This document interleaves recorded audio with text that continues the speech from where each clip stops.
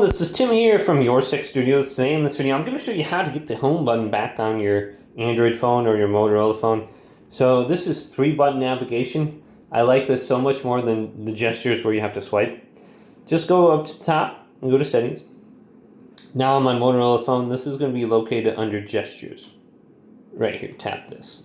Go to navigation mode, 3-button navigation. So change this from your gestures. And, this works, but it's just not as good. And then go to the 3-button navigation. So let's go back down. Navigation, 3-button navigation.